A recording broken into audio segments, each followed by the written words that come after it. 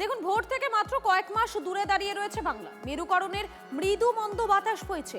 শীতের শিশিরানিকে সাক্ষী রেখে নিউ টাউনে দুর্গাঙ্গনে শিলান্যাস করবেন মমতা বন্দ্যোপাধ্যায়। রাজনীতির ধর্ম নাকি ধর্মের রাজনীতি, চর্চা অব্যাহত। ভোট যত কাছে আসছে, ভক্তিও বাড়ছে তার সমানুপাতিক হারে। তার সঙ্গে পাল্লা দিয়ে বাড়ছে ভক্তির প্রতিযোগিতা। দীঘায় জগন্নাথ মন্দিরের পর নিউ টাউনে দুর্গাঙ্গন।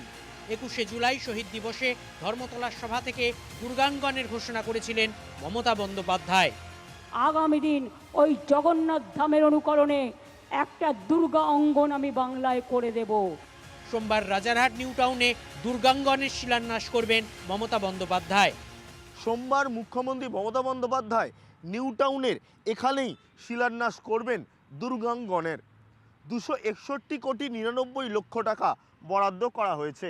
2027 সালের মধ্যেই প্রস্তুত হয়ে যাবে দুর্গাঙ্গন।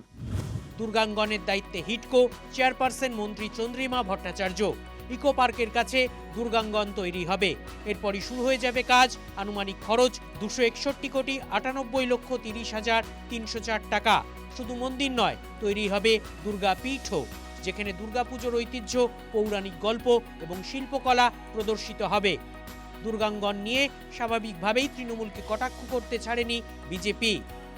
বাঙালি মুখ্যমন্ত্রী, ব্রাহ্মণ কন্যা, 15 বছরের মুখ্যমন্ত্রীকে যদি দুর্গাঙ্গন স্থাপন করে হিন্দু প্রমাণ করতে হয়, তাহলেই বুঝতে হবে তিনি তোষণের রাজনীতিটা একটু অতিরিক্ত মাত্রায় করে ফেলেছেন। এবং তার পরিণামে হুমায়ুন কবিরদের মুসলিম আধিপত্যবাদের যে রাজনীতির সূচনা তৃণমূল কংগ্রেসের জমানায় শুরু হলো, তারই প্রায়শ্চিত্ত তৃণমূল কংগ্রেস করছে দুর্গাঙ্গনের মাধ্যমে। ধর্মীয় মেরুকরণ করে বিজেপি। মমতা বন্দ্যোপাধ্যায় কিংবা সর্বভারতীয় তৃণমূল কংগ্রেস কিন্তু সব ধর্মের সমন্বয়ের কথা বলে এবং ধর্ম যার যার উৎসব সবার, এটা পরিষ্কার বলা। 3.5 দশক পর বাংলায় ফিরছে বিশ্ব ইজতেমা। নতুন বছরের শুরুতেই হুগলির দাঁতপুরে বসতে চলেছে আন্তর্জাতিক মানের ধর্মীয় মহাসমাবেশ। সেই সমাবেশ নিয়েই তৃণমূলের বিরুদ্ধে ক্ষোভ উগরে দিলেন পীরজাদা তোয়াহা সিদ্দিকী। রাজনৈতিক ফায়দা তুলতে হাজির হচ্ছেন তৃণমূলের নেতামন্ত্রীরা। তো তোয়াহার অনেক পলিটিক্যাল দল আছে, তারা ঘোলা জলে মাছ ধরার জন্য ঘন ঘন বিশ্ব ইজতেমায় যাবে। যদি সত্যি সত্যি মুসলমানরা শুধু ওনাদেরকেই বিশ্বাস করতেন, মান্যতা দিতেন, তাহলে বাংলার বুকে ওনারা নিশ্চিতভাবে একটা প্রান্তিক শক্তি হয়ে না থেকে ডিসাইডিং ফ্যাক্টরে পরিণত হতেন। আগামী দিনে বাংলায় ধর্মনির্ভর রাজনীতির তীব্রতা আরও বাড়বে মনে করছেন রাজনৈতিক বিশেষজ্ঞরা। Bureau report, TV9 Bangla.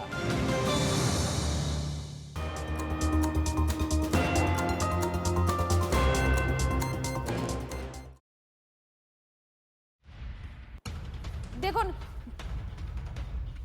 মতুয়ারা যেন ভোটাধিকার থেকে বঞ্চিত না হন, 5ই জানুয়ারি রাজ্য জুড়ে অবরোধ কর্মসূচির ডাক। অবরোধের ডাক মমতা ঠাকুরের অল ইন্ডিয়া মতুয়া মহাসংঘের।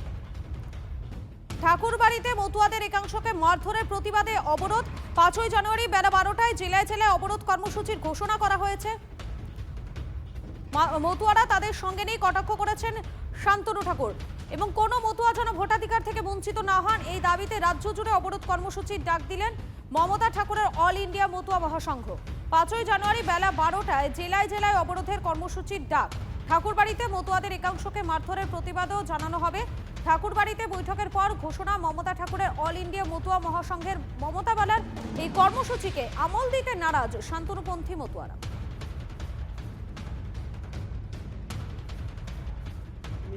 5 তারিখ অর্থাৎ 5ই জানুয়ারি সোমবার ঠিক বেলা 12 ঘটিকায় সারা বাংলার বিভিন্ন জেলা জুড়ে আমাদের যেখানে যতটুকু সংগঠন আছে অবরোধ কর্মসূচি পালন হবে আগামী 5ই জানুয়ারি সোমবার বেলা 12টায় একই টাইমে একই সময় রাজ্যের বিভিন্ন প্রান্তে এই অবরোধ কর্মসূচি হবে। নান্টু গোসাই অর্থাৎ গোসাইদের প্রতি অসম্মান এবং SIR নামে যে হ্যারিং চলছে, সেই হ্যারিংয়ের মধ্য দিয়ে যাতে কোনো মতুয়ার নাম, কোনো দলিত আদিবাসীদের নাম বাদ না যায়, সেই দাবিতে আমাদের এই বিক্ষোভ কর্মসূচি, অবরোধ কর্মসূচি চলবে।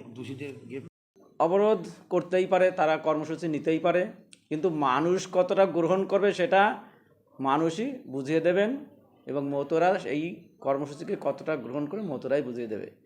আমরা ইতিমধ্যেই দেখেছি মতুয়ারা তাদের পাশে নেই বিধায় তাদের এই সব কর্মসূচি তারা নিতে বাধ্য হচ্ছে। সেই নামের লিস্টগুলো তারাই পড়েও দেখুক তারা কোন কোন পদে আছে, আমাদেরকে জানুক। এখানে মতুয়ারা ছিল না বিজেপির লোক ছিল? বিজেপির লোক তো ছিল না, এখানে মতুয়ারা তাদের প্রতিরোধ করেছেন।